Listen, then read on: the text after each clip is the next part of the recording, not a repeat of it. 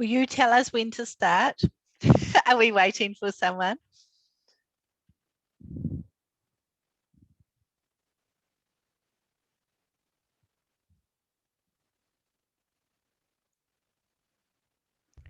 I would think so, Darsel. There are some judges that should be on the call, and I don't think we've seen them here just yet. Ah.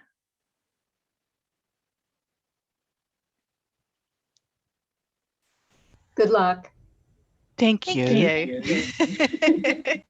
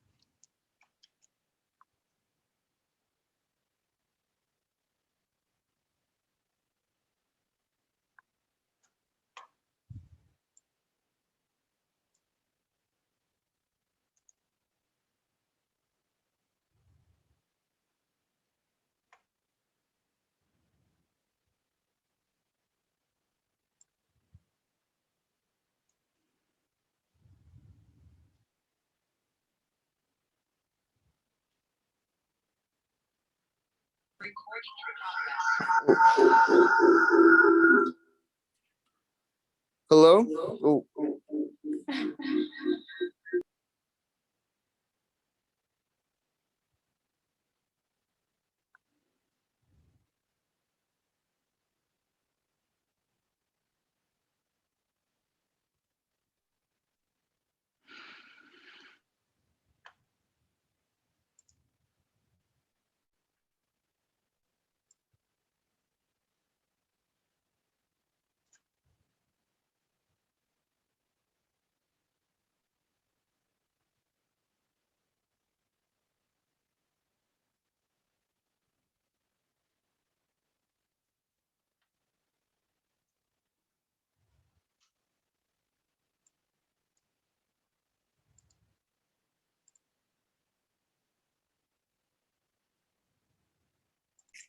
Hello.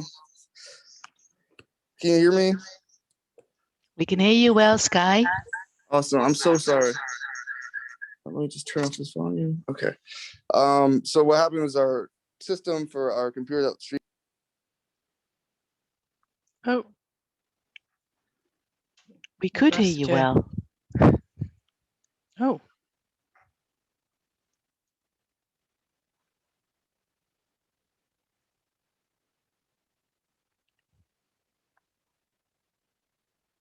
I guess it works. Can you put it back?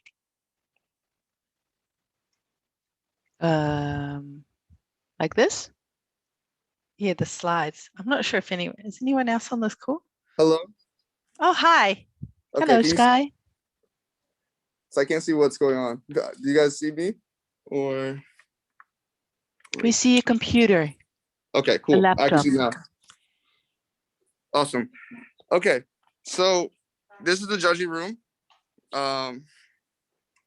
And we're going to have you present. Our audio on our computer isn't working, but we can see you guys in the presentation. And so we'll just simply have it present or put it up on the screen, and we'll use the phone as audio and video for you. I'm sorry for the delay. You know, things don't work, but I think we figured it out now. And so Casey here is our head judge. Do you have your phone? Yeah. Yes, sorry. Hello, everyone. Hi. I am one of the judges, and I will be serving as moderator to just time everyone and introduce whoever is next, and make sure that we stay on schedule, especially given that we're starting a few minutes late. And I think this is looking pretty good in here right now. Yeah. Right. So Casey, you want to talk about the first judge, first contestant? Yes, so our first presentation is going to be from the University of Auckland Center for Innovation and Entrepreneurship, with a presentation by Judith, Marecek, and Darsel Keane.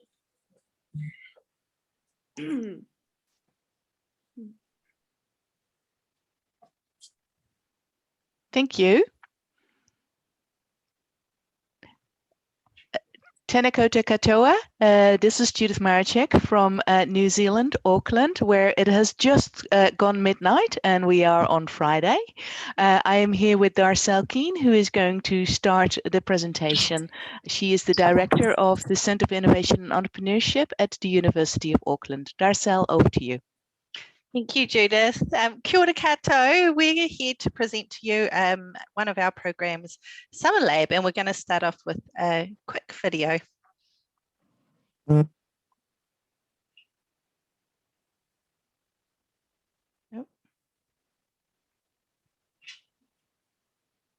You might have to, oh, there we go.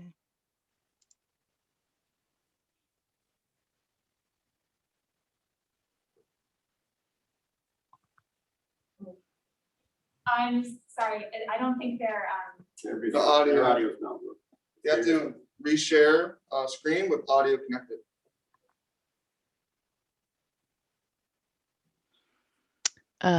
Okay, we can do that. Or should we just share. Shall we just skip it?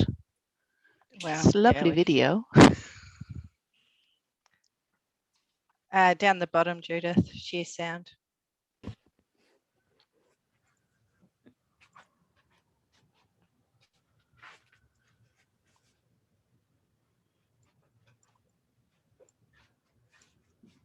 Hi, glad you can make the tour. I'm Sean from the Centre for Innovation and Entrepreneurship. This is Unleash Space, our innovation hub and our makerspace. In here, we have loads of technology free for students and staff to use. And over here is where we run all of our programs and our workshops. Wait till you see some of the ventures that come out of CIE. Hi, we are Caro Technologies, a social venture funded by 3 students at the University of Auckland. We use artificial intelligence and digital humans to translate content into sign language. Being involved with the Velocity program allowed us to develop our idea and make it a reality. With mentorship and funding support, now we have a functioning prototype, Nikki. And we are working with the schools to improve education opportunities for the hearing impaired. Welcome to Velocity, our student entrepreneurship program. Taking part in Velocity can really open up your career opportunities because employers are looking to hire people with the entrepreneurial mindset. We offer free workshops, inspiring seminars, mentoring, and more. Velocity can take you to some really unexpected places. As well as being a chemistry PhD student, I'm also a huge lawn bowls fan.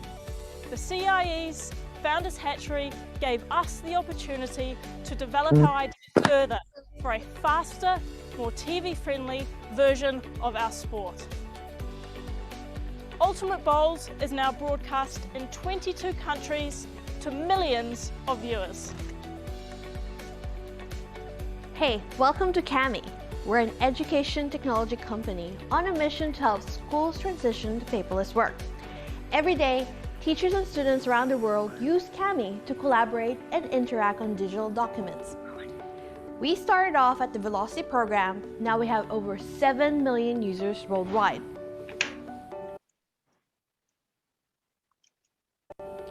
So much has happened since we started in the university.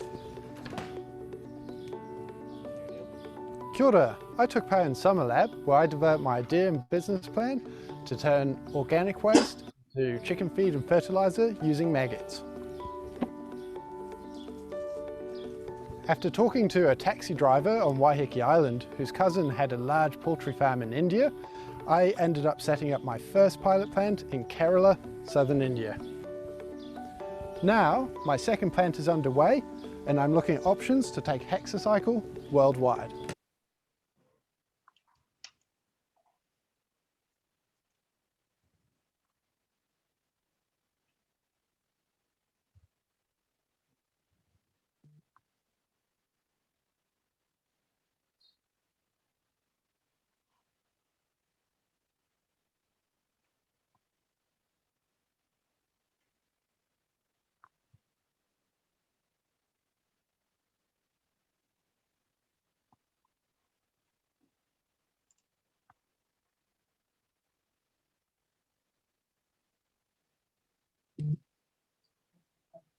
Darsel? Yes. Oh, you want me to bring them up? Okay, I see. The slides are gone.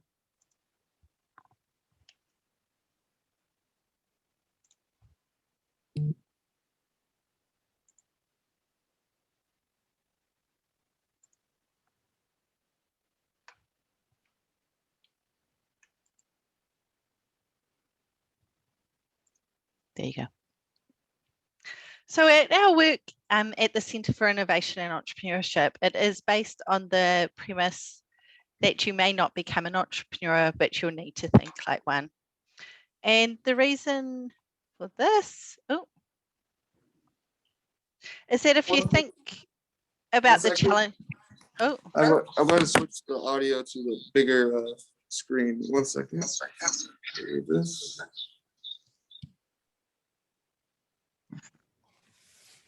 All right, you're all good. We're all good to go?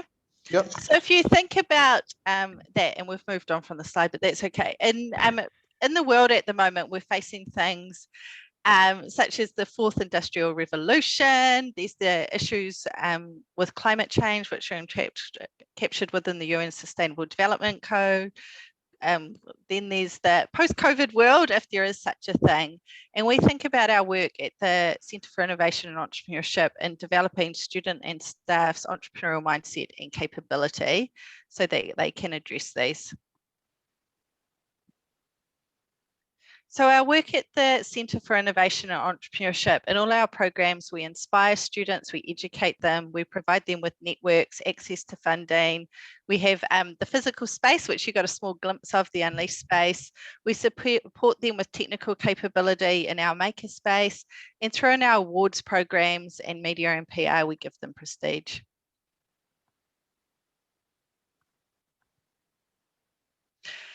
And if you think about a journey for innovation and entrepreneurship, we build students from the awareness and innovation all the way through to venture creation. And underpinning that is this entrepreneurial mindset and competencies. And so the program we're here to talk to you about today is Summerlab. And Summerlab is a program that for us is at the very start here. So Summerlab was a program we started 5 years ago because what we had recognized that we weren't getting enough pipeline through our programs. And when we started talking to students and staff on campus, what were some of the barriers from going further along this journey? They talked about confidence, not having ideas, and not really knowing if entrepreneurship was for them. So we set up Summerlab, which is an idea boot camp to address these needs. So, what's the program all about? Summerlab teaches students to create, pitch, iterate, and finesse the ideas in their head into validated ideas. Over a 4-week period, through experiential learning, the cohort develops a toolbox of theory, leadership, business, and collaboration skills that they can use long into the future. Students of all interests and of all faculties at the university join this program. The program is expansive and it enables students to explore social entrepreneurship as well as commercial ventures. In 2021, we had the highest number of participants ever. Now, this was a reflection of students really being eager to reconnect with their fellow students after being in lockdown for most of 2020. Summerlab is a 4-week experience that is designed to ignite the entrepreneur within. It teaches essential skills needed to turn an idea into a business venture through action-oriented learning. This includes rapid prototyping, workshops, access to entrepreneurs and industry leaders, as well as guest speakers, and using tools and frameworks that shape innovative thinking and market validation. Participants explore emerging technologies, create minimal viable products, and work with concepts such as design thinking. On the final day, the teams share their work with a panel of judges, and they receive feedback and suggestions for the next best step. Summerlab is a free extracurricular program that takes place during the long New Zealand summer. It is a 4-week program, and students join as individuals or sometimes with their friends, and they develop teams at the start of the program based around an idea that attracts them. The program is free, extracurricular, and as such, participants are much more open to take risk as there's an environment of psychological safety and no repercussions for experimenting with outlandish or risky ideas. So what we do, we start off with ideating around the UN Sustainable Development Goals.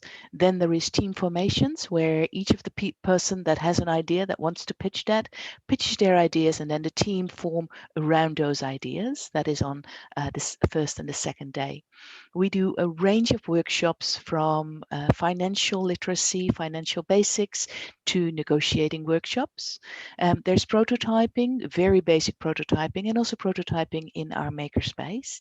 There's mentoring. Each team gets matched up with one of our supporters from the entrepreneurial ecosystem here in New Zealand. And there's pitching. There's extensive pitching throughout the program, and then at the final day they do a big pitch to their to the judges.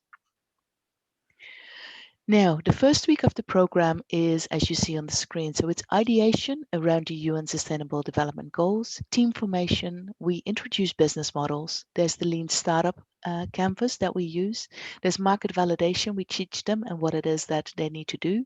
Team culture setting, very important, especially because it is a forced team building, essentially. Mentor matching starts in that first week, and an introduction to the makerspace. In week 2, we then introduce business model design. So around the idea that they're working on, what could be the business model around that? There's a negotiating technique workshop, which is always very highly rated by all the participants. We do rapid prototyping, and they create a minimum viable product. In week 3 of the program, there is Entrepreneurial Financials. We introduce them to a range of supporters from the ecosystem around raising capital. So those are venture capitalists and other people in the ecosystem talk about their experiences and what they need to do. And there's makerspace sessions. Finally, in the final week, there's Pitching 101, intellectual property, so how to protect what they've come up with, and also sizing the market and pitch practice. Now, as discussed, we have got participants from all over the university, although there are some faculties that are participating more than others. Our top faculties are always science, engineering, and our very own business school, but the others all do participate, so we get very mixed teams, which makes the program so special. Now, at the start of the program, we ask everybody to complete an entrepreneurial mindset survey. And again, we do that at the end of the program. And here you can see the increases that the students self-report at the end of the program. So you can see that there is an increase in almost everything, except for persistence. And persistence is something that they are finding out that actually it can be quite challenging to be an entrepreneur. It can be quite challenging to go out and do market validation. So that is sometimes something that they realize that actually this is harder than they anticipated. Overall, we get a very good net promoter score of 70 for this program. Now, feedback that we get from the students range from, and this is taken from their words exactly. So they say a supercharged, uncomfortable, but safe space to grow your inner entrepreneur. stretches your mind but adapts it so you are now more resilient to what's ahead. A sharp toolbox designed to sculpt its participants into beautifully formed entrepreneurs. Valuable experience and opportunities you wouldn't normally have in university courses. Summerlab was great, practical experience that taught me more than I could have ever learned in a standard course, which is really what we hope for. And I've learned very useful skills. Now, when I go to interviews and an employer asks me if I have worked in a team and innovated something, I can answer with confidence. And finally, the definition of pushing you out of your comfort zone, but in a good way. So those are all very, very positive reports that we receive back from the students, and this is only a snapshot. We've got a lot of them, which makes the program so worthwhile. And now on to some of the alumni of the program. So Neil, we already saw in the video. Neil started in Summerlab, and he really did not have any entrepreneurial skills whatsoever, but he did have an idea and he wanted to do something around larvae. And so he used black soldier fly larvae to create chicken feed. And so after Summerlab, he continued his journey with other programs that the Center for Innovation and Entrepreneurship offers. He became winner in a Velocity 100K challenge. He then created a venture, Hexacycle, and he now has got 2 plants in India where they process black soldier fly larvae into chicken feed. He's also doing his PhD at the University of Auckland. Another example is Stratford. I added a few more minutes onto the time, but just to let you know that we're nearing our end. Okay, very good. Another example is Stratford. This is Ang Nayar. He again started in Summerlab and then went through a range of different programs and eventually started his company to ensure that when you buy footwear online, you get a good fit. So he's got this API that you can add in, the food retailer does, so that they get fewer returns. And with that, we come to the end of our presentation. I will stop sharing my screen and we might have some time for questions. We have a few minutes. There are any questions from the judges? Yeah, I do. Hi there. Thank you for the presentation. I'm very impressed with your process there. It's kind of similar to what we do at our university. We have a venture accelerator that's set up almost identically. So let me ask you, what are the number of students that are participating in the Summer Lab program? Okay, so this year we had 110 students starting and completing the program.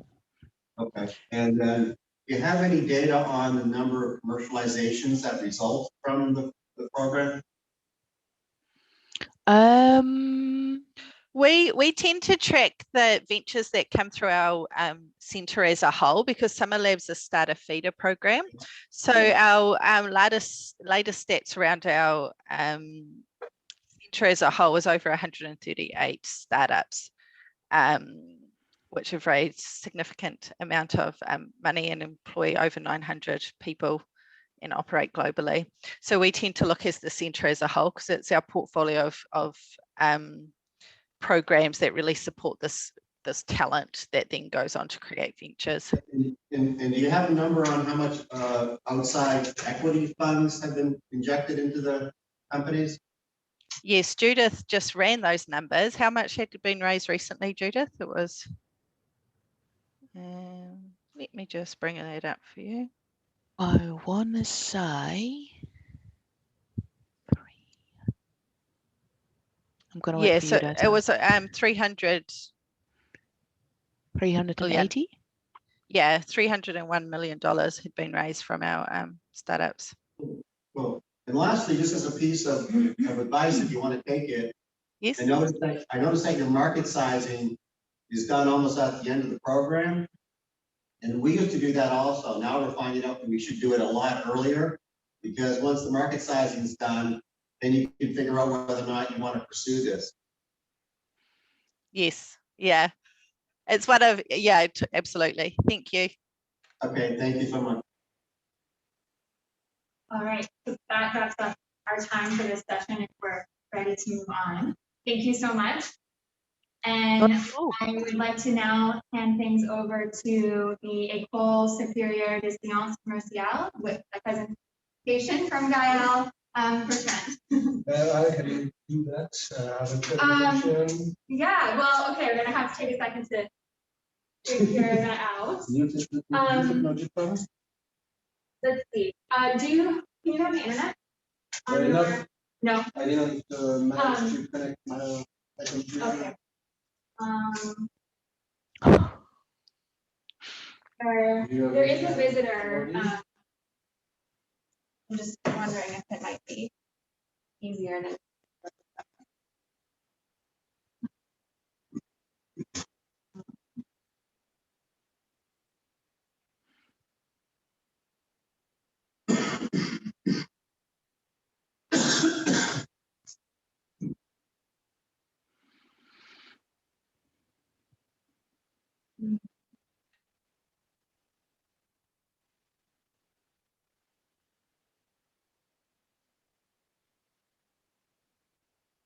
Never mind. Okay, well, I guess just thinking of all the steps.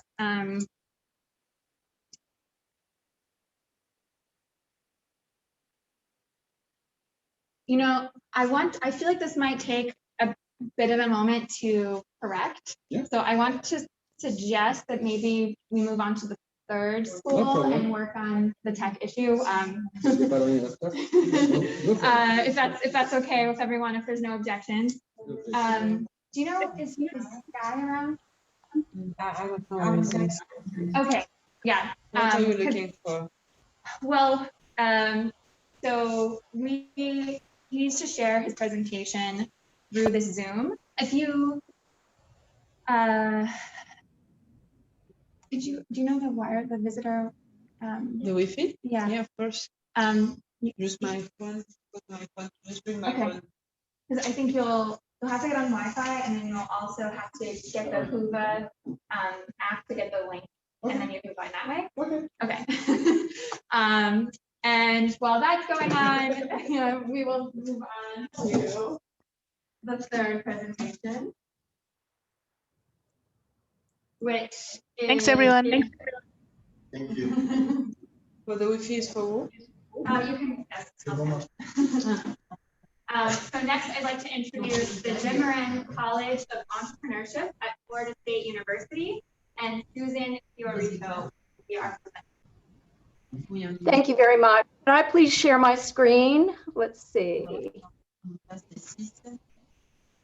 Do you have the permission to do so? Yes. Okay. Yeah.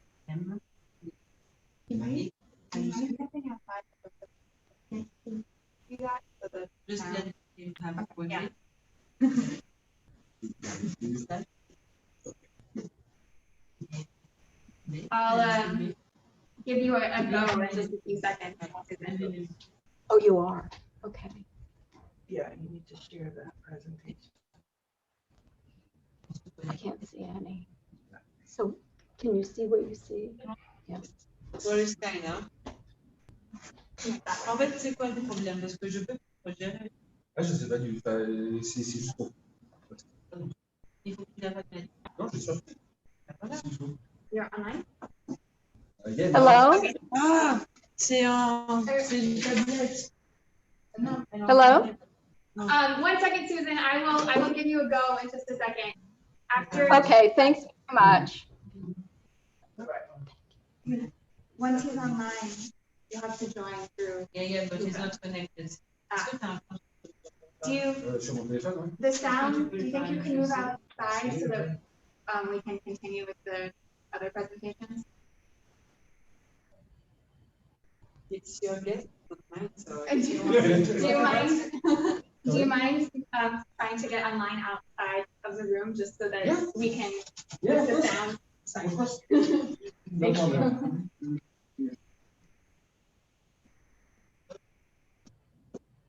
All right, Susan, we are ready to begin. Thank you so much. And hello, I'm Susan Fiorito, the Dean of the Jim Moran College of Entrepreneurship at Florida State University. I am honored to be with such a distinguished group of finalists for the ICSB Entrepreneurship Education Excellence Award.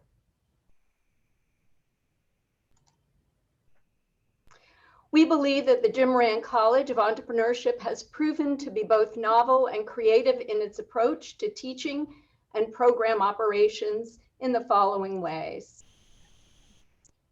We are most proud to be the first standalone college of entrepreneurship in the country, with 3 undergraduate degrees in commercial, retail, and STEM entrepreneurship. Our classes are small, hands-on, and very experiential. In fact, during the first semester of our students' program, they are required to start a business, which our college funds. Students take pride in being able to pay back these funds as they earn money from their businesses. Speaking about hands-on classes, we have 6 major student laboratories, 3 in textile testing for our soft goods product development courses, with the only thermal mannequin in the country at our university, 1 computer laboratory that supports our data analytics courses, 1 laboratory that focuses on omni-channel merchandising that includes brick and mortar, e-commerce, and television retailing, and finally, an innovation laboratory for our podcast and photography studio. We support an entrepreneurship and innovation learning community in a newly renovated residence hall for first-year students, where 2 of the students' courses are taught in the residence hall. We also provide up to $5,000 to any FSU student who has a business idea that successfully pitches to a committee of faculty and business owners. In addition, the majority of our faculty have owned their own businesses. A brief timeline here illustrates our growth. In December of 2015, a gift agreement was signed by FSU to accept funds from Jan Moran and the Jim Moran Foundation to continue to fund the Jim Moran Institute and to establish the Jim Moran School of Entrepreneurship outside and separate from the College of Business. The first group of students were accepted into the new Jim Moran School in 2017. In February of 2018, the Jim Moran School moved into a beautifully renovated building with 19,000 square feet, a pool of blocks, keep this as your slides. So you look at your slides and share your screen. Sharing, something. Yeah. So we'll do it after this one. I'm hearing someone else. I have muted. Okay, thank you. In May of 2019, the first class of Jim Moran school students graduated and were able to shake Mrs. Moran's hand at the commencement service in front of several thousand FSU students, family, and friends. Our first master's degree students were accepted into the Jim Moran School in August of 2019. Just 3 months later, the FSU Board of Trustees voted in favor of renaming the Jim Moran School to the Jim Moran College, becoming the 17th college at Florida State University. In August of this year, we will begin a new undergraduate major in STEM entrepreneurship, a new concentration in automotive franchising, and our 4th master's degree, which will be in social and sustainable enterprises. The Jim Moran College has certainly impacted the students in our college and all across campus in the following ways. Entrepreneurs in Residence, or EIRs, are located in 14 colleges and 8 separate departments around FSU. They mentor students and teach courses for the Jim Moran College. We keep our courses small to allow for hands-on learning and require all students to participate in an internship at the end of their junior year. Since our college is limited access, we have worked very hard to develop 8 minors so that students all over FSU have the opportunity to take 4 courses in entrepreneurship upon completion Of these 4 courses, they receive a certificate from our college. We offer over 80 unique entrepreneurship classes, and 100% of our students put together an actionable plan for a business, with 88% of the students' businesses still in operation. The Jim Moran College has a large and growing number of mentors that currently number over 2,000. Recently, we launched an FSU Women in Entrepreneurship initiative with a mission to inspire, instill, and ignite women entrepreneurs throughout the FSU community and beyond. This initiative aims to offer collaborative programming, networking, support, and promotion for FSU students, alumni, faculty, and community partners pursuing entrepreneurial endeavors, focusing on female entrepreneurs' unique needs. Finally, we operate incubators in 2 different buildings, which are available to all 42,000 FSU students, and host a university-wide competition that has significant prize money for the winning teams.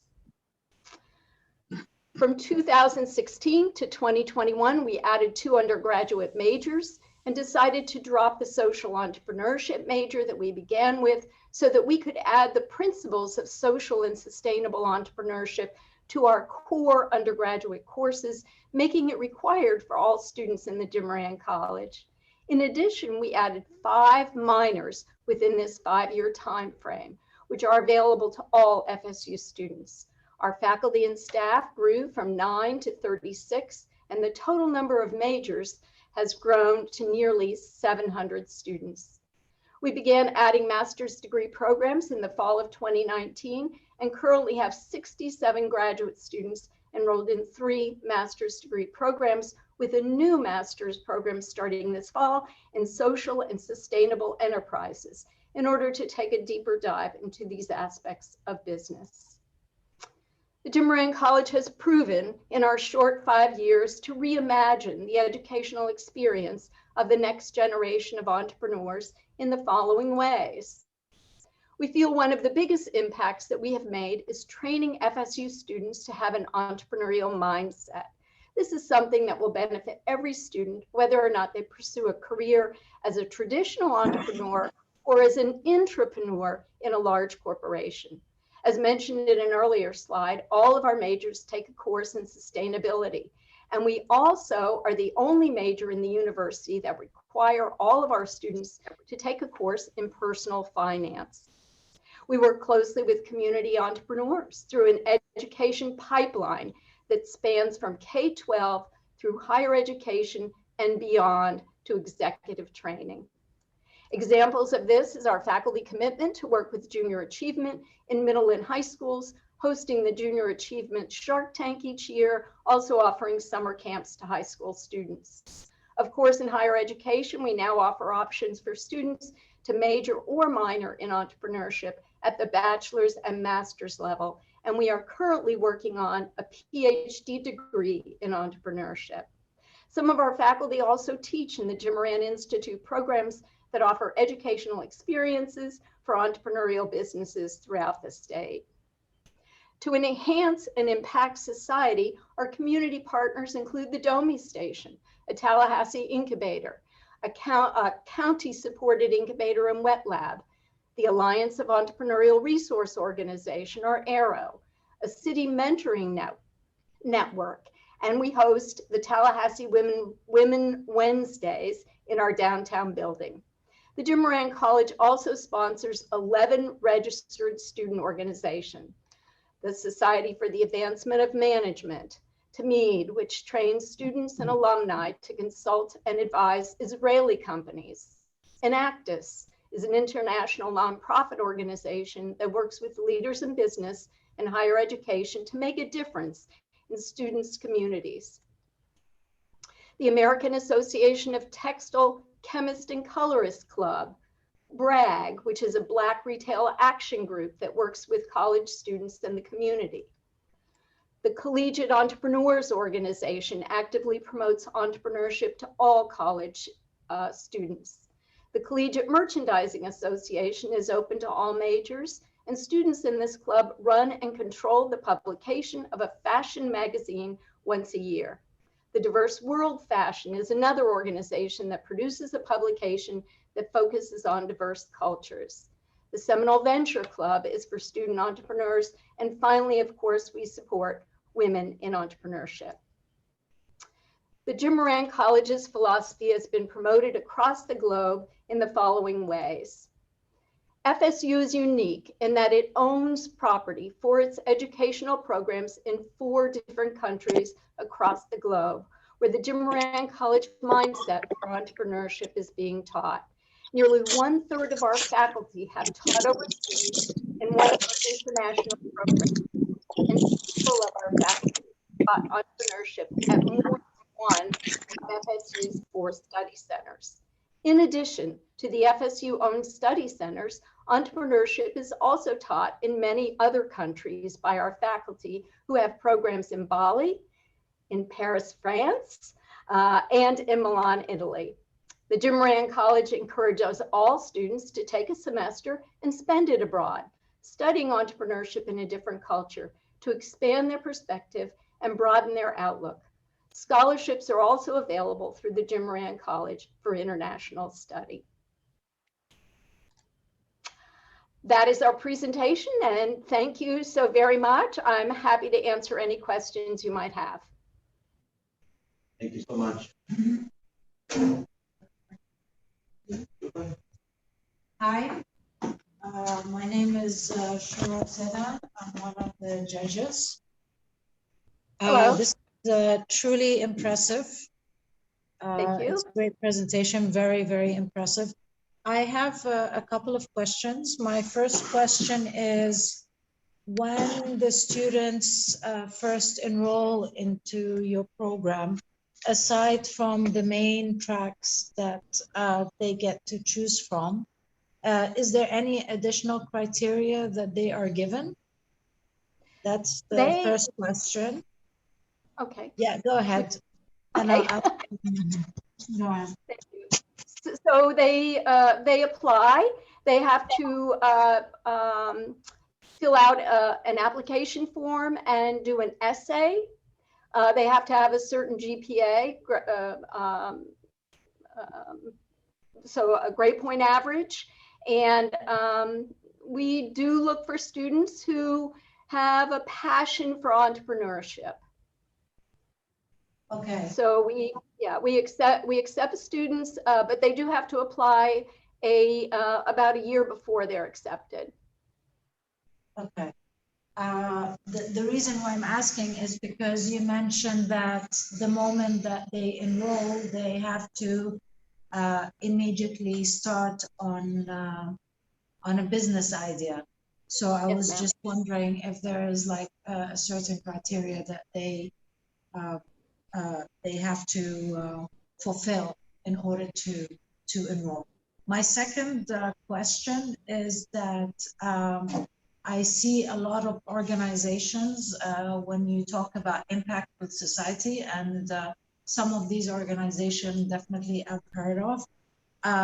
What other impact would you say has this program affected in terms of the community level? Because we work with several community organizations, and our students, of course, are required to do an internship at the end of their junior year, at the end of their 3rd year. So they've been with us 1 year, and then they intern. We have over 300 companies worldwide that our students work with, and hopefully they bring their entrepreneurial mindset to these organizations really across the world. And so our students are immediately impacting, and many of the organizations that we sponsor have service requirements in their community. Many of them work with the homeless or various other groups in feeding people. So they are, by the time they graduate, they have had at least one major service opportunity within the community or within the state or their home states. Right, thank you. Thank you. Thank you very much. I have one question. Thank you for your presentation. I'm Dr. Rick Craner from Northeastern University. I know your school very well. One of my best friends actually runs your charter school, your charter high school there. Oh, great. Yeah, so it's cool. I have one quick question for you. I know you're very early on in the history of the organization. You said 88% of the businesses that were started are still in operation. Do you have a number on the baseline? What was the initial commercialization number that you have? When we started, You have 88% still going. How many commercialized businesses is that? you know, I believe it's at least in the hundreds. Okay. So I'm sorry, but I don't have an exact number. Okay, no worries. Thank you so much. And they're at various levels, you know. Sure, absolutely. Thank you. You're welcome. Any other questions? Thank you so much. Thank you so much, Susan. And thank you everyone for continuing to bear with us as we work through issues as they arrive. I think we're all set up now. So I want to go back to number 2 and introduce GAEL BERTRAND from École Supérieure de Zedan. Very nice to meet you. So you just share, yeah, you can share your screen Yeah. now. So I'm going to share my screen.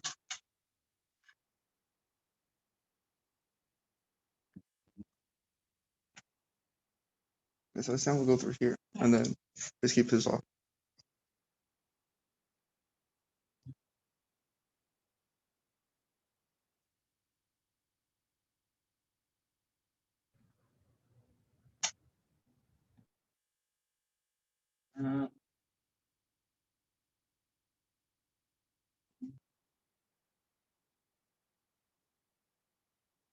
Yes, we got it.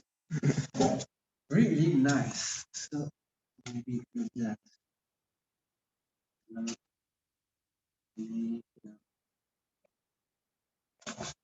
Can I just take up the mask? Yep. Maybe you want me to. No, you're fine. Okay.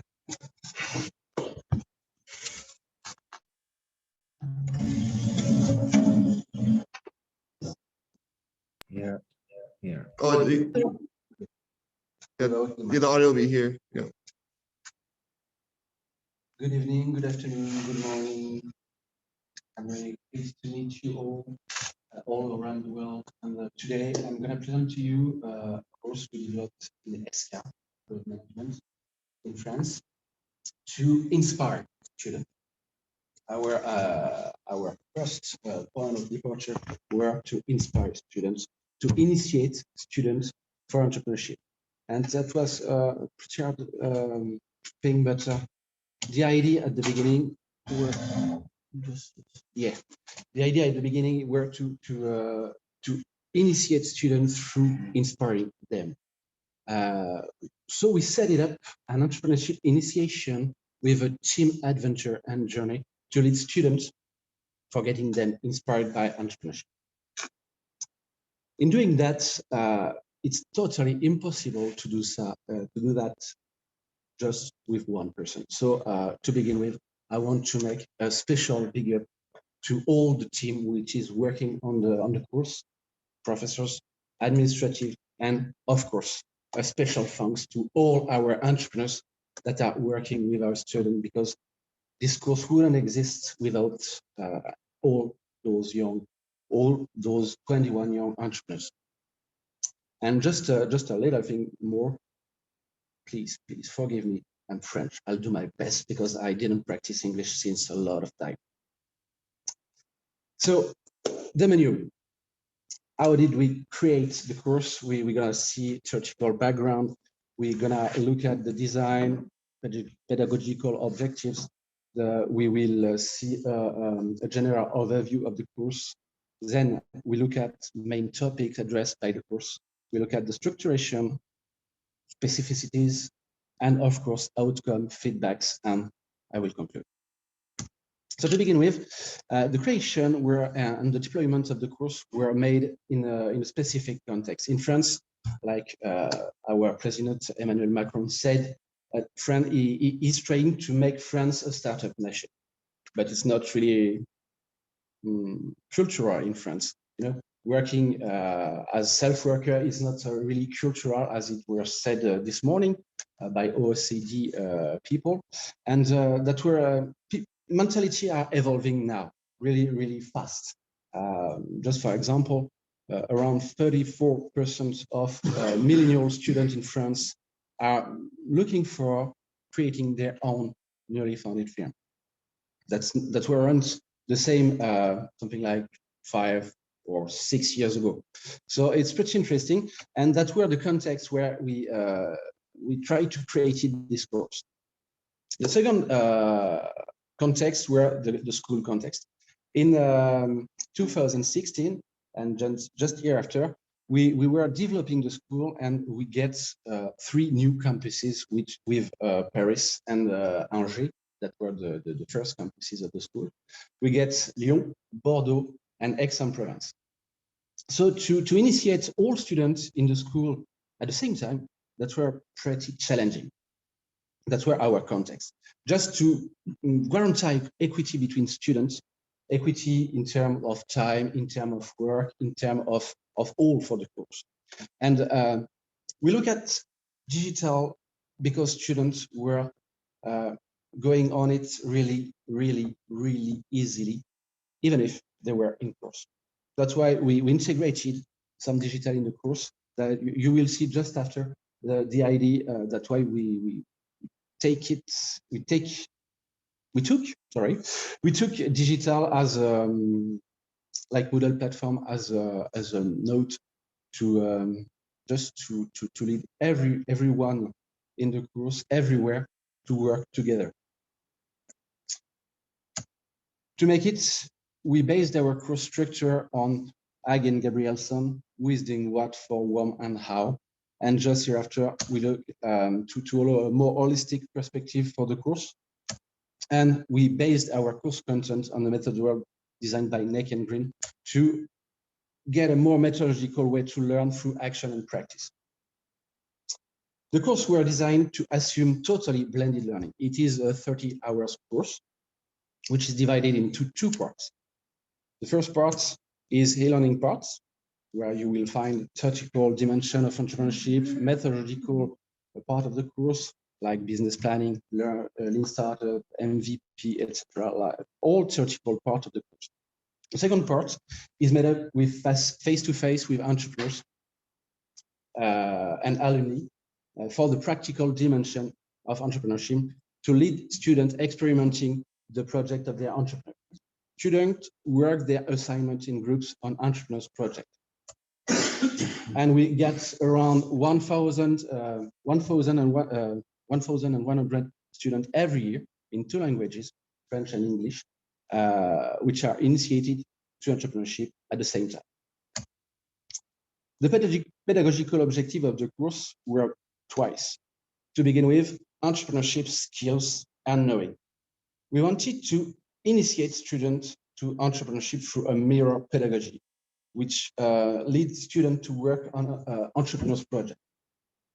We wanted also to go above stereotypes and myths of entrepreneurship, because our undergraduate students in France every time think that entrepreneurship is only Mark Zuckerberg and so on, Bill Gates, etc. But there's so many dimensions in entrepreneurship, and we wanted to go above stereotypes. We wanted them to understand the main tools of an entrepreneurial approach, like executive summary, business model, pitch deck, that are really important in entrepreneurship, but not only, also in their own project. And finally, we wanted students to understand what is real entrepreneurship, because you can read, you can learn a lot of things about entrepreneurship, but when you are in, you are an entrepreneur. It's not the same thing. And that's why we wanted to make this course like that. And the second part of the pedagogical objective of the course we designed were transverse skills and know. we wanted students to understand the need and the way of communicating, because when you're undergraduate, you don't really, you are not really used to communicate, you are not really used to present your project, your ideas to people. So we wanted to develop, to help developing students their transverse skills and competencies. Then we wanted also to help students decompartmentalizing management courses, because all of our students, we know that in undergraduate, in the second years of studies, students look at accountability, look at strategy, look at marketing, look at human resources, but they never make all in the same. So we wanted also to get a course which were decompartmentalizing management courses to help students getting a more holistic view of the firm, especially in second year. And finally, we wanted to develop students' digital abilities through the course with infographics, video pitch development, etc. I'm going to present to you now a general course overview, just to better explain how the course works.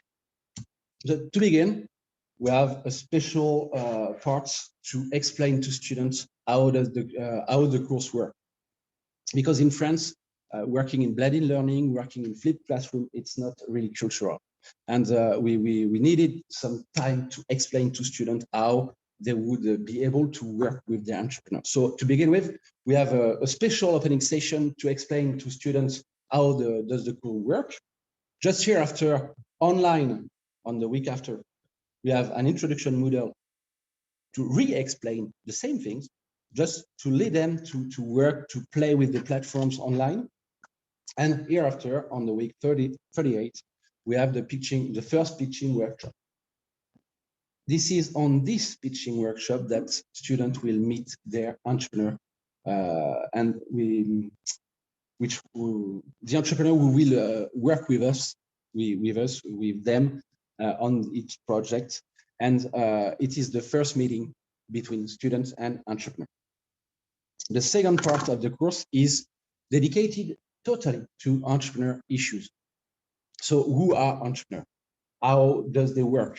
How do they think, etc. And students are leaded to go on the Moodle platform and look at the course, the theoretical course on the Moodle session, to look at effectuation, something like project suitability, etc. And at the end of the week, they will have to send an infographic on the entrepreneur trajectory, just to synthesize all information they get about the entrepreneur. The week after, sending the infographic, they will have the first workshop with the entrepreneur. They will have to debrief the infographics. They will have to present it. And just hereafter, they will discuss with entrepreneur about its life, about its trajectory, about how he thinks, about how he acts. And this is the idea of the course, the translation of the theoretical parts made up online by the entrepreneur in face-to-face, in the real life. And the course works like that. There will be always two parts on one topic: project issue, online course, methodology. They will have to set up an executive summary to send to their entrepreneur. And then the week after, they will have to debrief this, present this, and discuss with the entrepreneur how setting up a project, how make it for real. The last part, but not the least, is the pitch issues. They will have to design a specific pitch deck on the entrepreneur project. They will have to send it to the entrepreneur at the end of the week of online course. And just hereafter, the week after, they will have to debrief, present, and discuss with the entrepreneur how communication in entrepreneurship works. And to finish, they will have the last part of the course, which will be dedicated to the video pitch, challenge. All students will have to make a specific video pitch of 90 seconds on the entrepreneur project, and they will challenge them online, vote, for the best video pitch. And at the end, the real end, we will have the closing session there. We will elect a specific, the best video on every campuses. And just hereafter, we will have a bigger challenge to elect the best video of the ESSCA for the year. I hope I'm here. Right. And in parallel of the course, students are also able to participate to an entrepreneurial project contest, which will lead them to structurate with an executive summary, a pitch deck, and a video pitch their own project if they want. It is just a little specific contest just in parallel of the course. The main topic addressed is, for the first part, introduction part, we will demystify entrepreneurship. We will go above stereotypes, and we will also demystify the famous 5 myths. You know, entrepreneur is alone, is a superhero, etc., etc. So we will have some guest speakers, which are older entrepreneurs, who will testify about their life, about how they work, how they look at entrepreneurship, how they make some business. The second part will be dedicated, just inverted part 2 and part 3. The second part will be dedicated to the entrepreneur with effectuation, ecosystem, networking, projects, etc. The third part will be dedicated to project parts, with a look at the methodology of executive summary, lean startup, MVP, value proposition. They look at it, they discuss it, they get the translation by the entrepreneur, but they are not really creating a new venture. And the last part will be dedicated to communication. So, work on wrapping it up. Okay. I will do my okay. So the e-learning structure is every time the same. You get 5 dimensions, the course, of course, with podcasts. We get some short videos just to look at the topic differently. We get a toolbox to help students working on their assignment, to help students working on their project. We have a specific dedicated section to go further if they want. It's not necessary, but many students go to look at some documentaries, some videos, some documents, just to get more information about entrepreneurship. And the last part of every session of e-learning is made up by an interview, written or video, just to get another way of thinking entrepreneurship. The face-to-face structure is always the same also. The objective is generating discussion between students and entrepreneur, getting the translation of theoretical parts view the week before online with the real experience of the entrepreneur. So the first part will be made up by 2 or 3 presentations of student assignments around 1 hour and to debrief the work.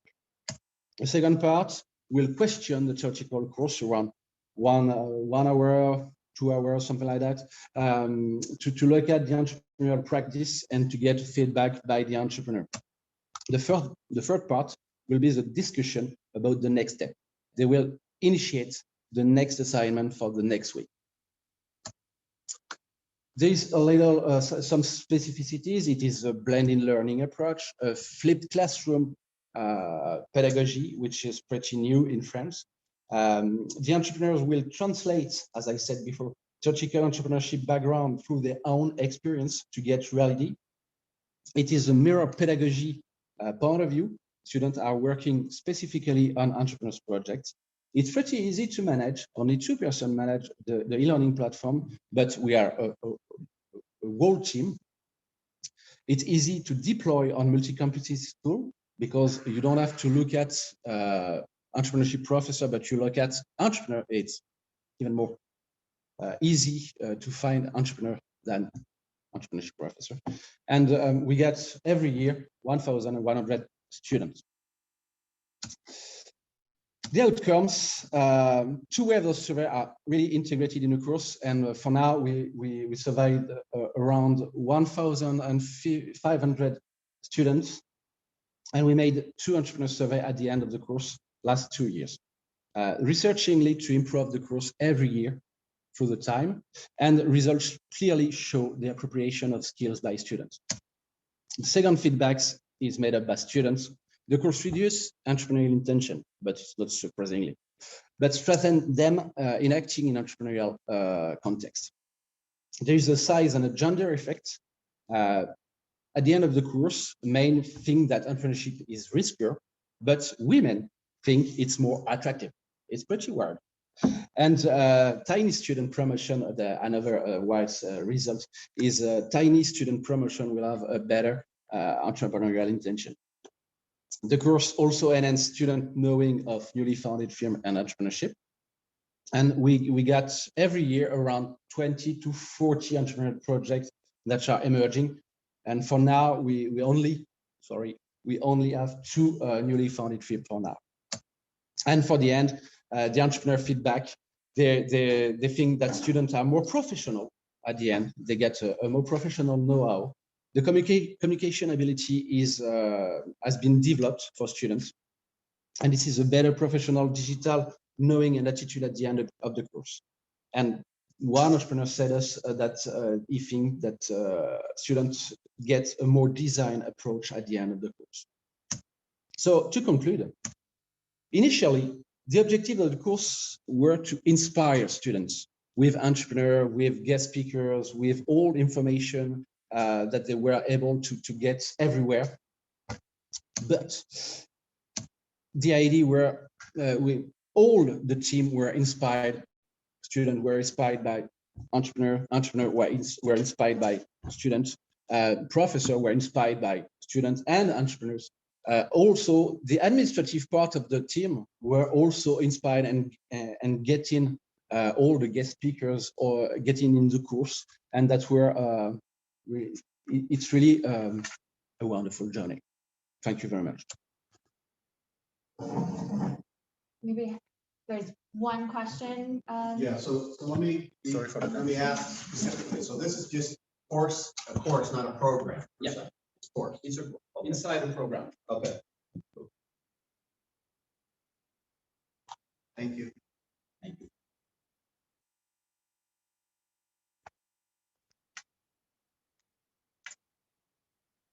Thank you so much. And moving along to our 4th presentation, we have Isabelle Monlouis from Georgia State University, Women's Lead Program.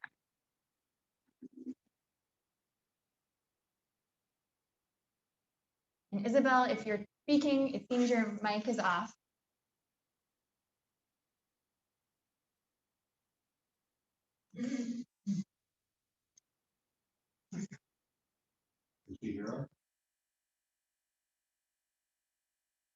Isabelle, if you're there, can you type into the chat or something to let us know that you're there if you're having technical issues?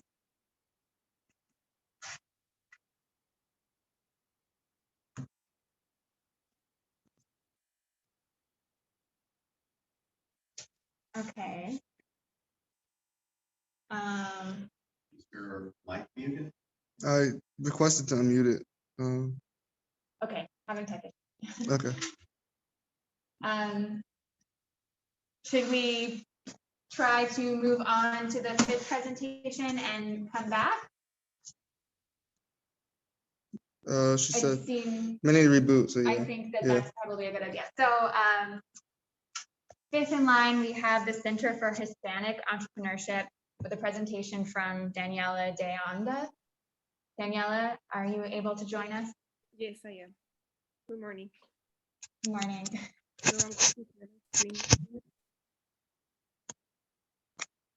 Your audio's a little quiet. Oh, let me try to fix that.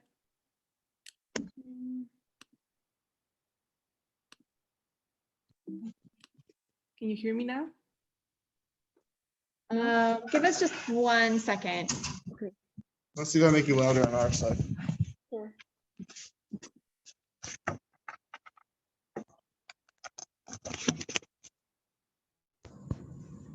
Okay, you can try talking. Hello. Can you hear me now? Yes, no.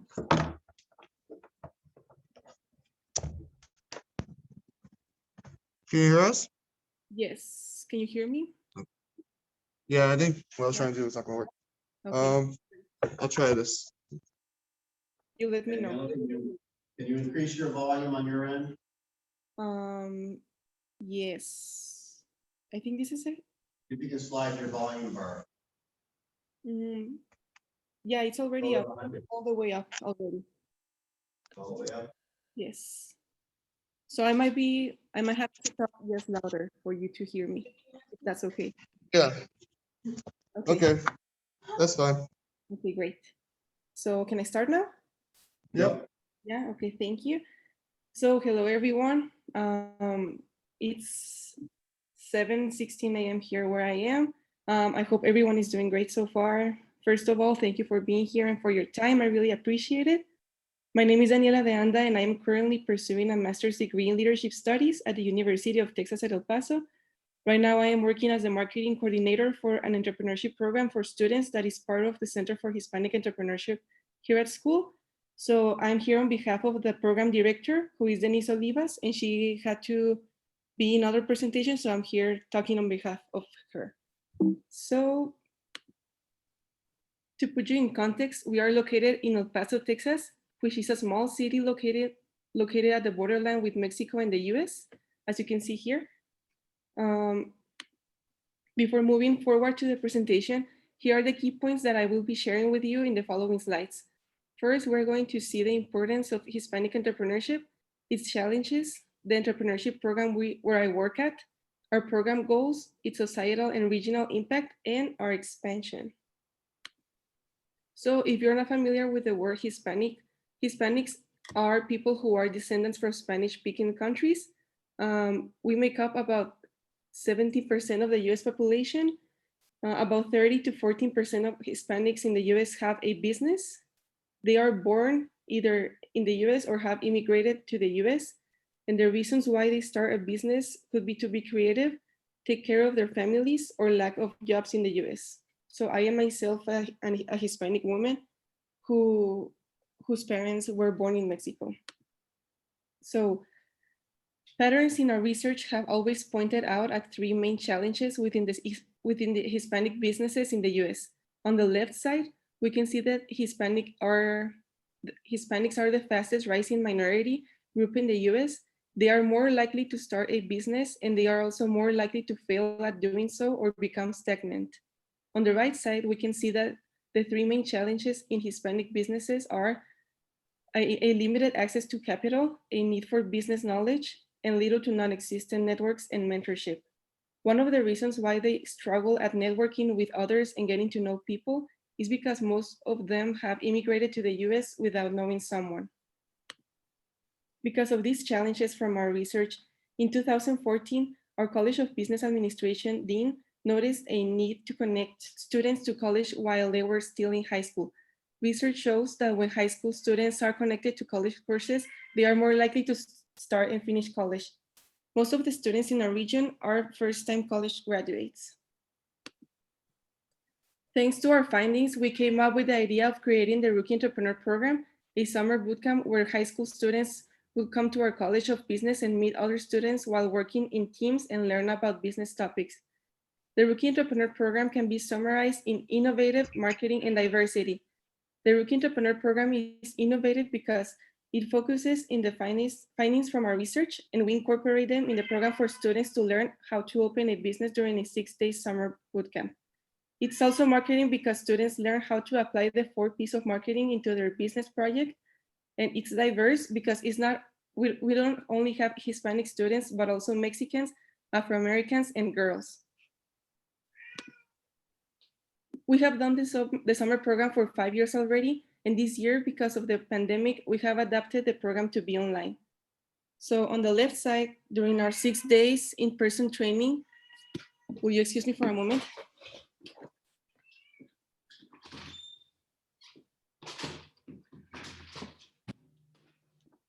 Sorry about that. So on the left side, during our 6 days in-person training, we would have students from high schools come to our College of Business Administration and give them a tour around the building and introduce them to their mentors. And then we will form teams from different high schools. And then we will teach them business classes such as marketing, accounting, finance, management, sales, and pitching. We will invite young local entrepreneur guests to present to the students and share their testimonies and encourage them to become entrepreneurs.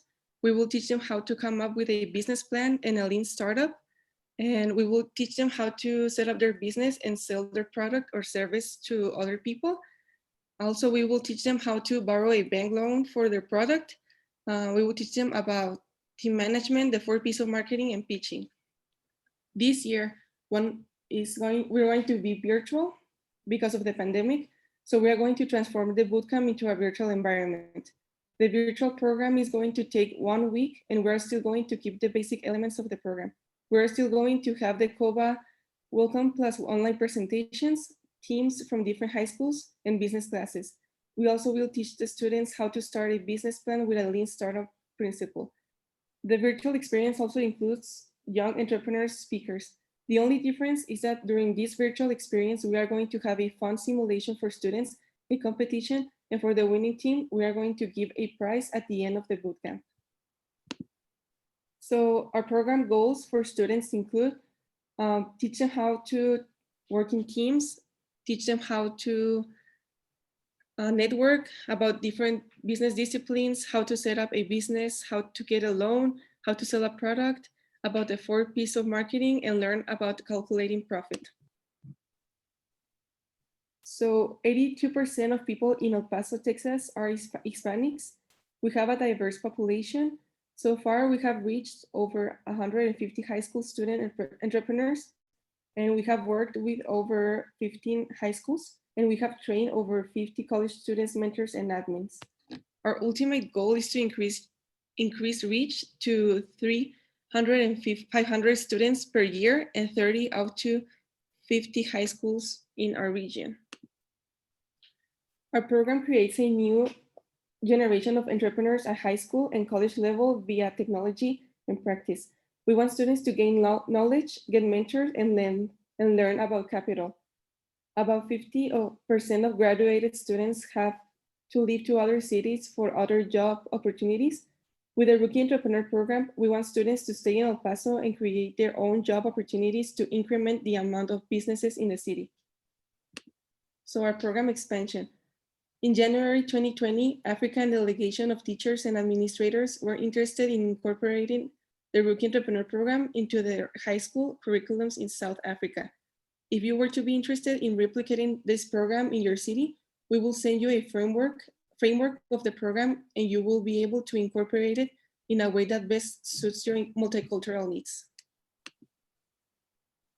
So our main goal is to work with diverse students like Hispanics and be able to expand their minds and plant a seed of entrepreneurship in a way that covers the basic tools that they need to set up a business. So how do we keep track of the students? How do we know what they're doing after the program? So we see about 5 to 10% at College of Business once they graduate from high school.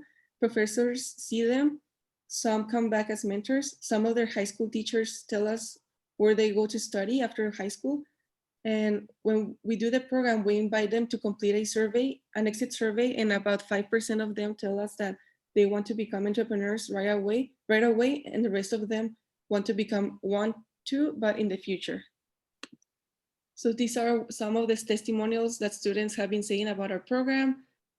One of them is, I want to get a head start. I feel like with this program, I really could get a head start from anybody else that's not doing anything this summer. You know, I'm actually doing something I'm learning, and I am being challenged. And these are the other 2 testimonials. So if you have any questions, if you want to contact our program director or myself, here are emails and our phone numbers. And as you notice, our program is not as big as the previous ones in these presentations, but we truly appreciate what we have in this small city, and we really incorporate our research into our Hispanic diversity here in El Paso, Texas. And that's all for me. Thank you. I have a question. Yes, we have time. Thank you so much for your presentation. I really like it. And I like the fact that you're targeting a really important segment, and you're teaching them something that under different circumstances in another country is important, but they really never get this kind of opportunity. Thank you. I'm very much interested to know maybe some examples of ideas or business initiatives that have come out from this program that sort of target or tackle the existing challenges within El Paso. Sure. So because we have only done the program 5 years, so we haven't been able to track that much of what they're doing after college. So now we only know what they're doing, that they're going for an entrepreneurship degree in college, but we don't have that much information of what the outcomes are after college, if that makes sense. Maybe in the future, but right now we don't have like any of the projects that they have been doing, but it's one of our goals. Okay, but have like, through the mentorship aspect that you provide to these kids and through, the professors, I'm sure that some ideas have been thrown on the table somehow by the students, things that they're more interested in or engaged in. Does that take place?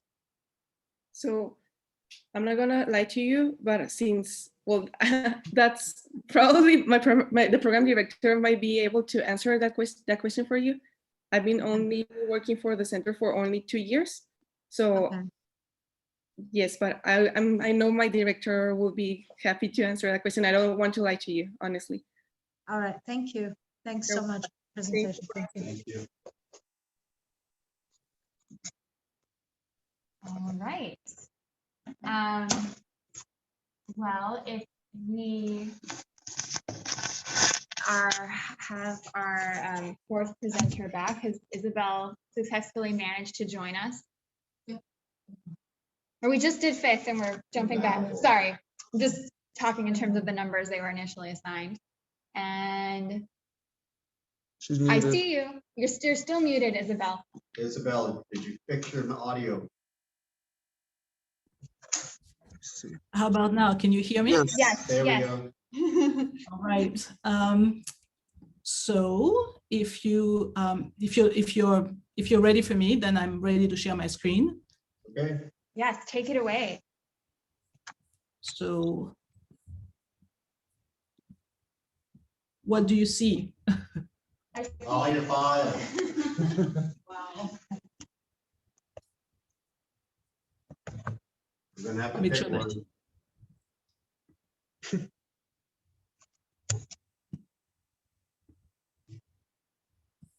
There you go. Are you seeing my presentation? Yeah. Yes. Yeah, it's okay. Not in presentation mode, but there we go. That's great. It's just, it did whatever it did. Let me just go back for a second. Use slideshow. Presentation mode now? Yep. Yes. Yeah. Okay, so give it 1 second. So it's completely disappeared from my screen. Okay. All right, shall we start? Now we don't see it. Now we don't see it. You see it on Okay. your end?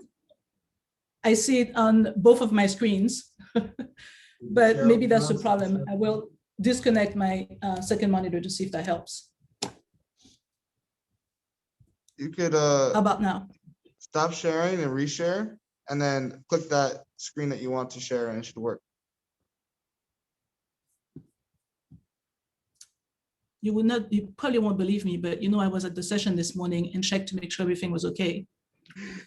I believe you. Hey, we thought our session was gonna work too. We're okay.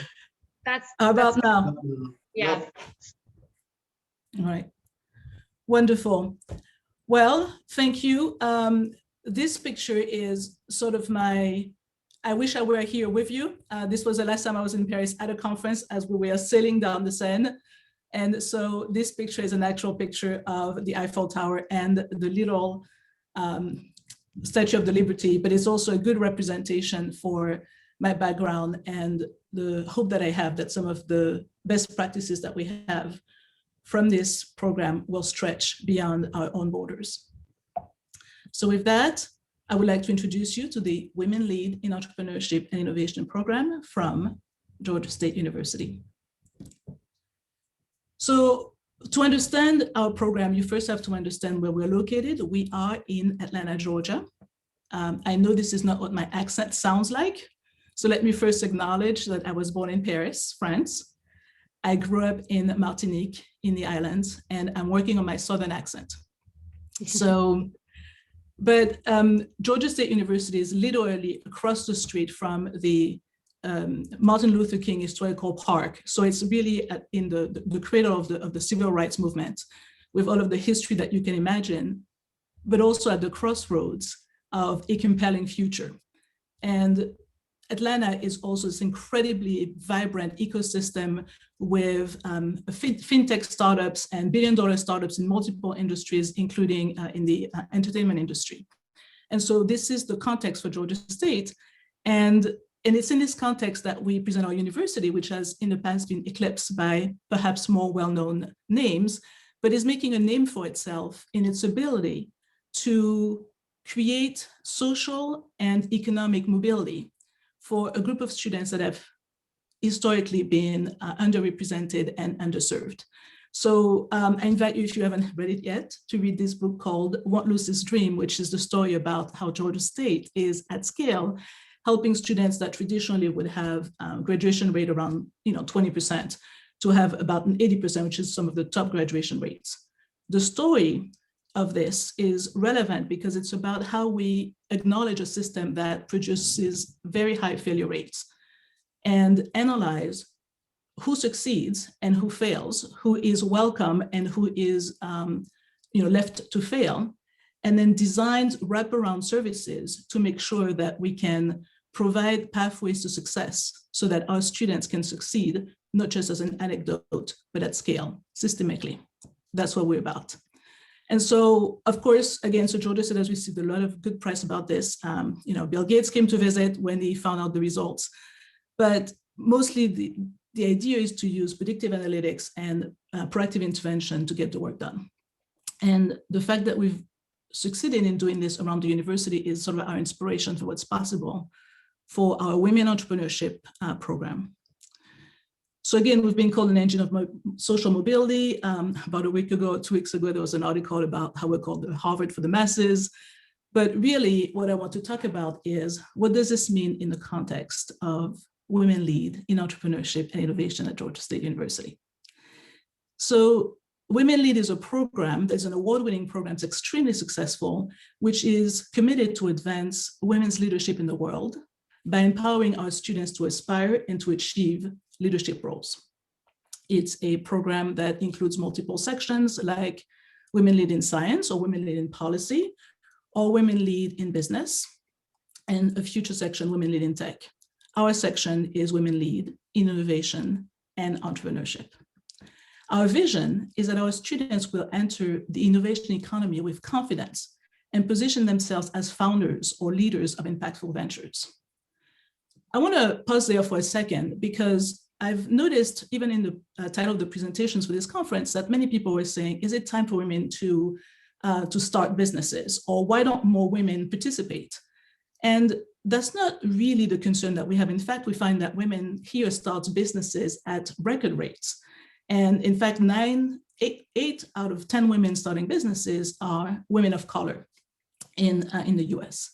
The problem is that they start very small businesses, oftentimes solopreneur businesses, and you probably, will find this hard to believe, but oftentimes they clear less than $14,000 a year. So our ambition for our students is not just that they will start businesses, but that they will dream bigger and be able to access all the resources of the ecosystem to allow them to succeed at scale.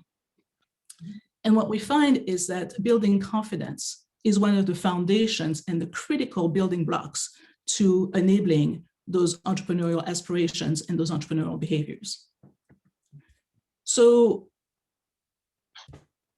many people talk about building an entrepreneurial mindset, or we teach a set of skills or a set of tools such as the business model canvas, value propositions canvas. And we also use the Lean Startup. I think it's really important. But at this point of our evolution, we think that this is table stakes, right? Everybody should be developing an entrepreneurial mindset. Everybody should be having a certain skill set, practice, and knowing some of those tools, which have essentially become the language of entrepreneurship.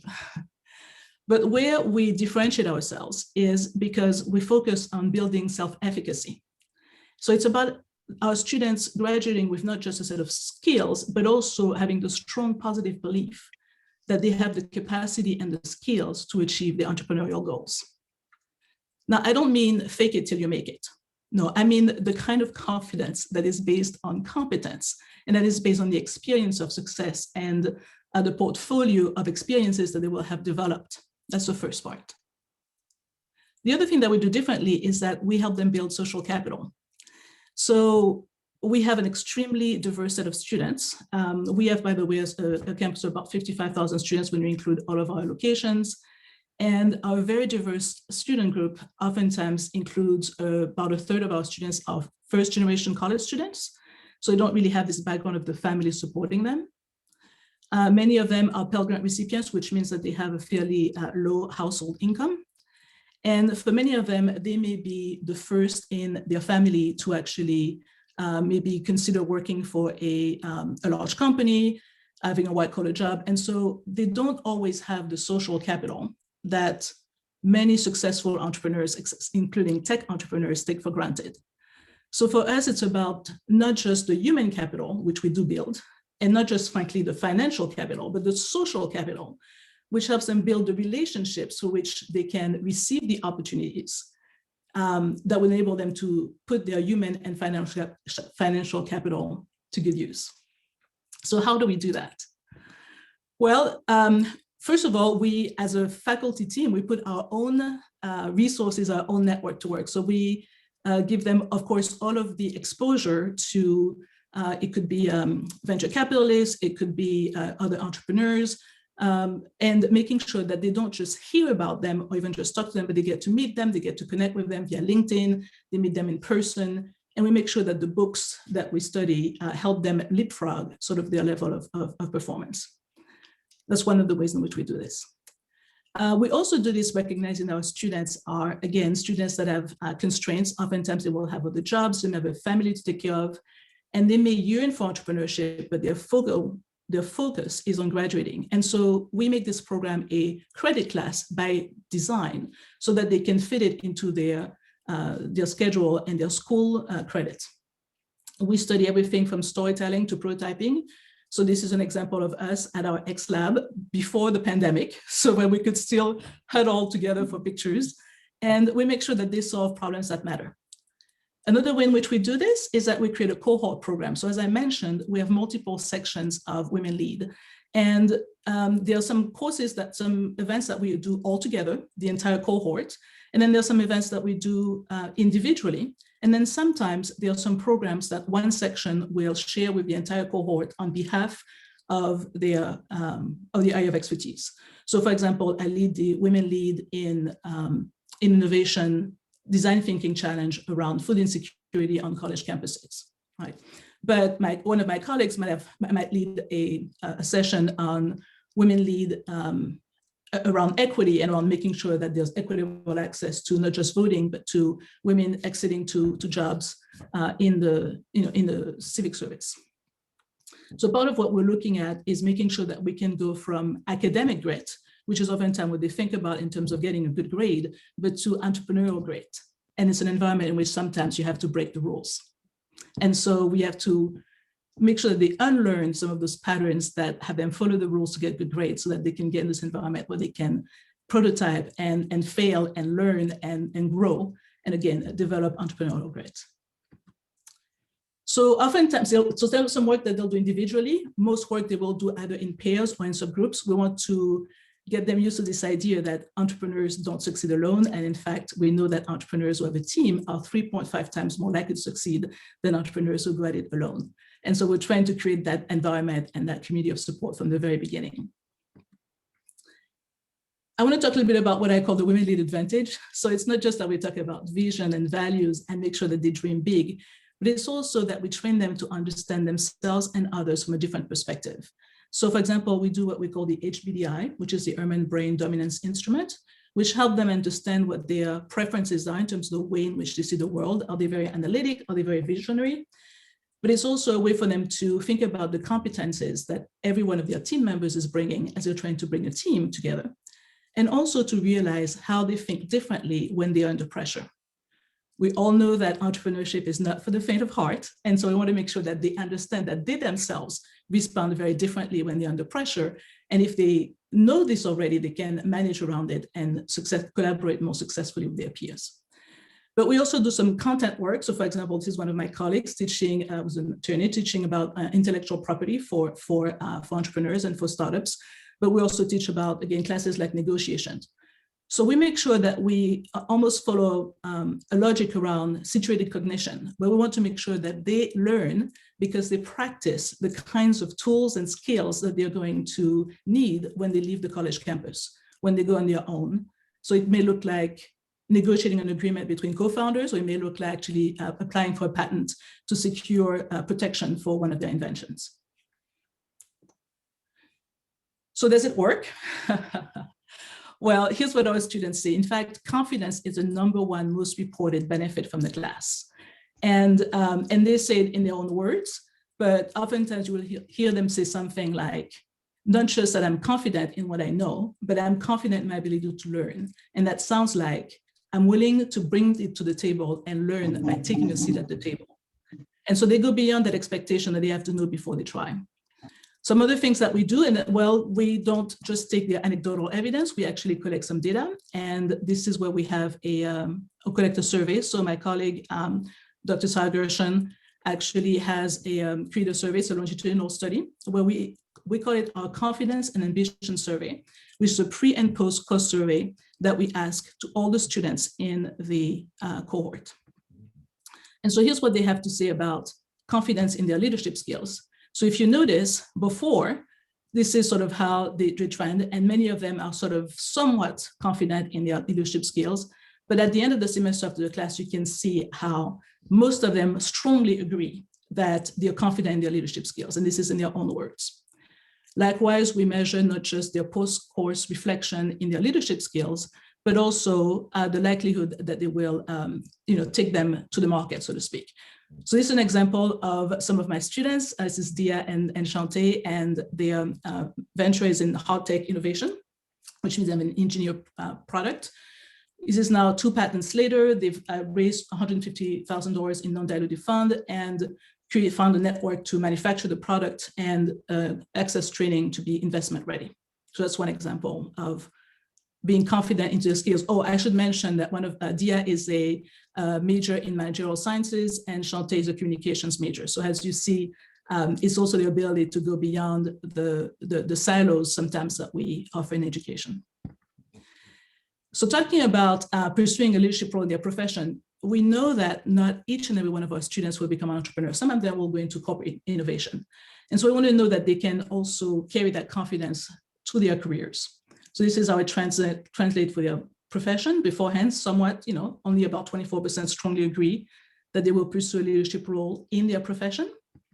And this is what happens at the end of class, right? It's overwhelmingly feeling confident that they can pursue a leadership role in their profession and declaring their intention to do so. Here's an example, another one of my students. This is Hannah, who graduated recently. She's a media entrepreneurship student. She now works at PricewaterhouseCoopers in their corporate innovation practice around the future of work. And not only does she work there, this was the working from home in the pandemic sort of outfit, but it's also that she's confident advocating for neurodiverse candidates. And she made it a part of how she applied for the job. And she began by advocating for better recruiting practices for neurodiverse candidates. And she went from struggling with her own neurodiversity and on the autistic spectrum to for some of the classes during the pandemic to actually advocating for others. So now in the case of the community, I can show you the GAEL results. I plan to pursue leadership role in my community. This is again, after class, this is what it looks like. Overwhelmingly, strongly agree, I will pursue leadership role in my community. Other example, this is Angela. And Angela, in her case, in her community, she actually has inspired me and inspired the university to be among the first to create a statement of allyship with the Asian American community in Atlanta after there were some racial strife in pursuing a case of being more outspoken about our inclusion or support of other communities. And she's also been extremely outspoken about, as a community leader, about the fact that we need to support other communities that were underrepresented historically. So how do we do this? Well, again, we roll up our sleeves and we learn by doing. And so we have a design thinking for pay equity challenge, very aligned with the WomenLead curriculum. But we also have a design thinking challenge around something that matters, which is food and housing insecurity on college campuses, knowing full well that their innovations can actually help improve their own situation and the situation of the students on campus. So we want to make sure that they understand deeply what it means. They practice sort of empathy, but they also practice storytelling, they practice prototyping, and for some of them, they actually practice putting a case together and making a case to university stakeholders for change. Isabelle, we're running towards the end of our time, just to let you know to wrap that. Thank you. So let's talk about replicability, right? What can you do and how can that work for you? So the first thing I want to say is that none of this gets done without a team. This is actually a small portion of my team, my WomenLead team, and I call it the WomenLead Advantage, and the sponsors that support us. So I need to say thank you to them. But what I want you to think about is who is missing at your table? Who are you missing out on? Are they the adult learners, the military learners, the refugees, the returning citizens? Who is missing? Because that's probably who you need to design for, okay? And so think of it in the future of the humane entrepreneur. Yes, we all heard that the future is female, but I want to say that the future is humane. And so what I want to leave you with is that if you have a group that has been historically underserved or underrepresented, you can design around their needs and make sure that in our case, it was the social capital that was missing for the most part, and that confidence. And you can make sure that you can bring that to the equation so that they have a pathway to success. And then you can do it at scale. So again, my name is Isabelle Monlouis. I am with the Entrepreneurship Innovation Institute, and I'm a faculty member of the WomenLead program at Georgia State University. What questions may I answer? Thank you, Isabelle. I'm Dr. Rick Crane. I'm actually your neighbor. I actually live in South Carolina. Come on and visit. Yeah, I live in beautiful Aiken, horse country. So Wonderful. Thank you for your presentation. I know you've been up early because I know it's a 6-hour difference. I still haven't made it past that. I would give you a little bit of assistance with your pre and post measures for you. I like what you're doing. I like what you're doing, but I'll send you some material if you want to integrate it into your course, because I do a lot of work on dispositional optimism. And if you look at my research, it shows that that's the starting point. That's the antecedent to confidence and self-advocacy, resilience, etc. So I can send you an instrument that you can start using to measure dispositional optimism, which is a cornerstone of entrepreneurship. And you can use that at the start of your course and then measure at the end.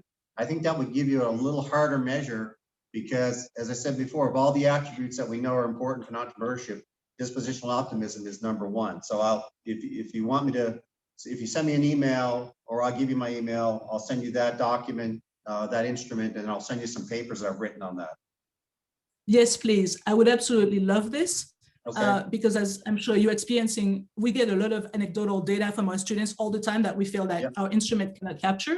And I'm always on the hunt for better instruments to showcase or even to indicate where we can do better. Yeah, this has been used about 500 times now in different studies and done longitudinally. And it's very, very valid and very, very reliable. So you either send me your email or I'll send you mine. That would be and if you lovely. want to learn Southern right off the bat, you just say I appreciate you. Thank you. I appreciate it. And yes, I absolutely would love to. Thank you so much for offering. Sure. Okay. Any questions? Okay. All right, so that concluded all of our presentations, and despite various technical issues, we still ended on time. Thank you so much, everyone, for bearing with us through that process. And Sky, you know better than I do, but results will be gathered and announced tomorrow night. So yeah, Friday at the gala, which starts at 8 p.m. our time, so Paris time. The awards will probably happen later, like towards the end. But we'll send an email with details on that.